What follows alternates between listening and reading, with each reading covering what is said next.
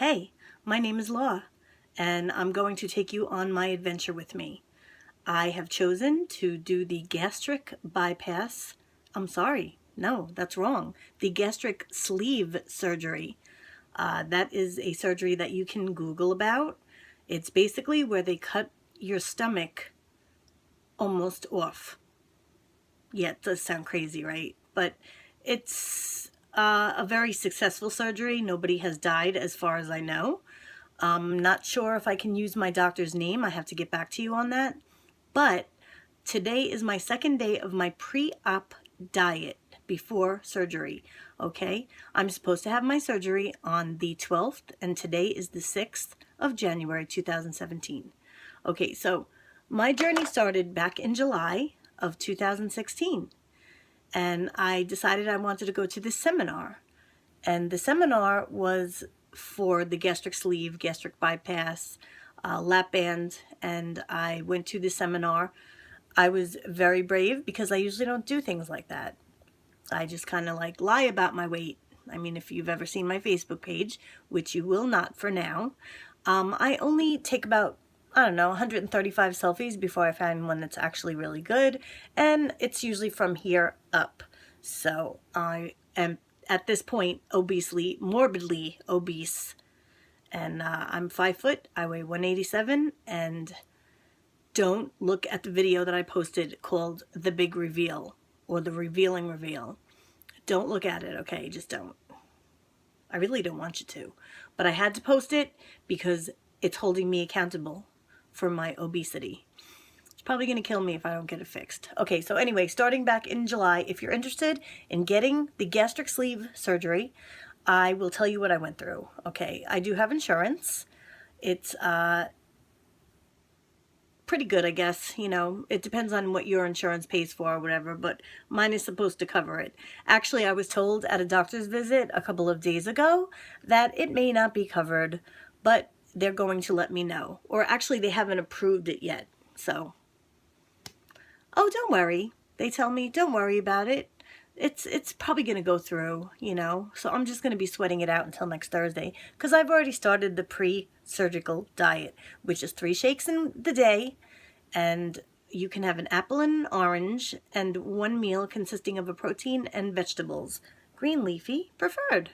Okay, so anyway, I figured I would just let you know that you are not going to go to any doctor's office and say, I want the gastric sleeve surgery, and they're going to give it to you just like that. It's not like that. You have to have a body mass index of 35 or above. Now, if your body mass index is 40, then they will actually do it without questions. Mine was 36, 37, so I needed to have one of the 3 conditions. 1, diabetes, which I don't have, thank God. 2, being hypertension, which I do have, and I'm medication for it. I also am proud to announce that I have sleep apnea, and I look like I'm snorkeling every night in my bed, which is right there. I'm in my bedroom. I chose this area right here because I get pretty decent lighting. Anyway, so my journey began. I went to the seminar, then I had to make an appointment to have a consult with the doctor, which took 2 weeks, and I went.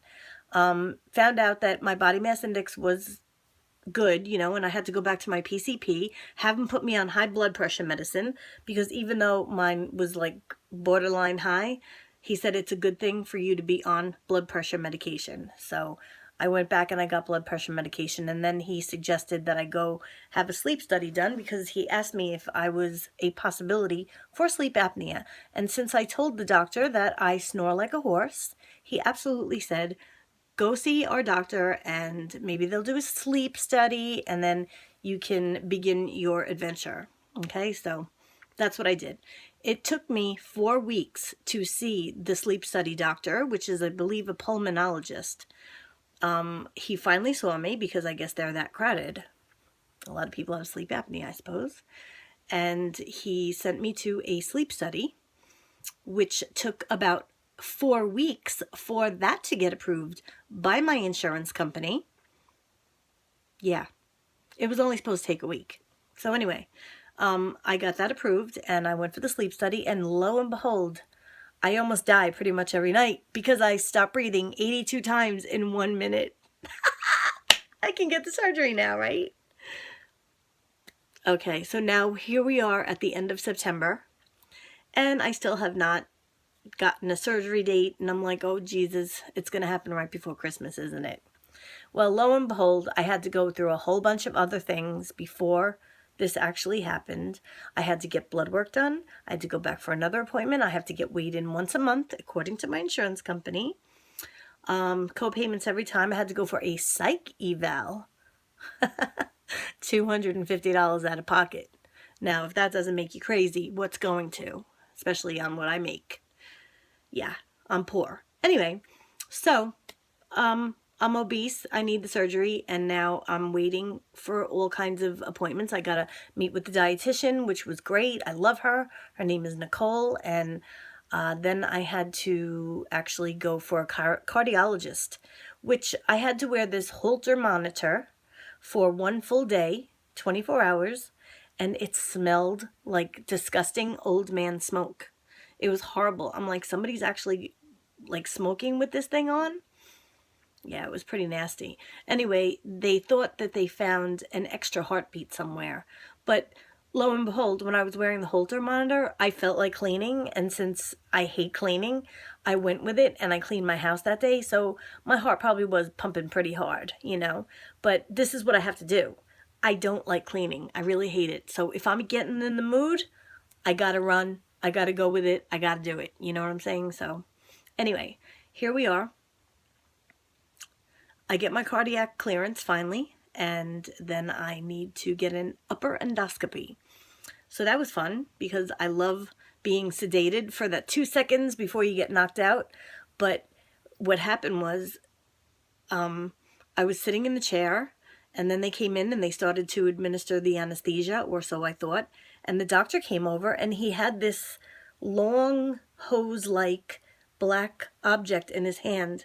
And I'm like, oh my God, it looks like the War of the Worlds monster, that eye thing that's going in the basement looking around for Tom Cruise and his daughter and that weird guy that he beat the crap out of and killed later on.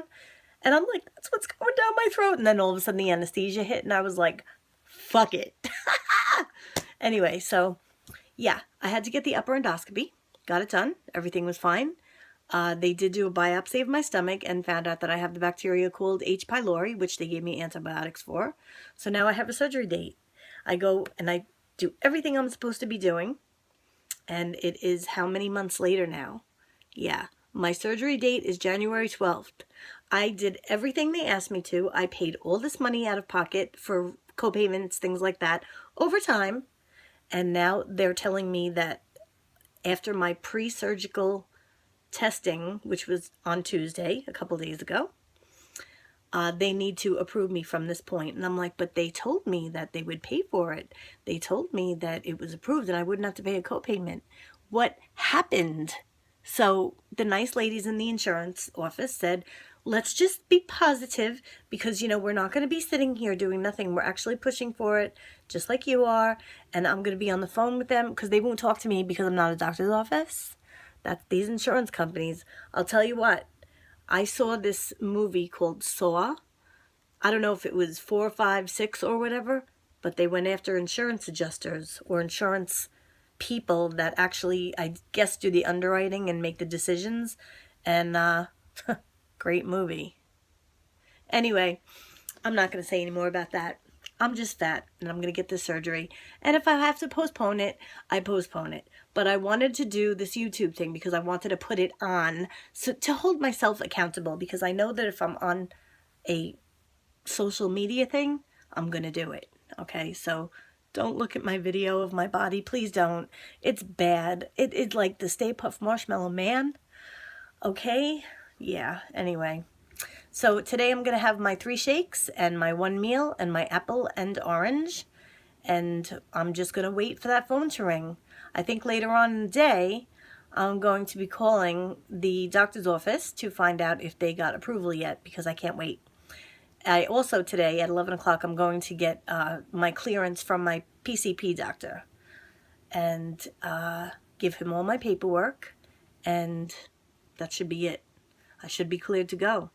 So tomorrow I'm going to be doing a video on skin sagging, because that is a big worry about me. I'm 53 years old, 5 foot, 186, 87 pounds, and I'm worried about this right here. I'm worried about the flabby arms. I'm worried about the stomach.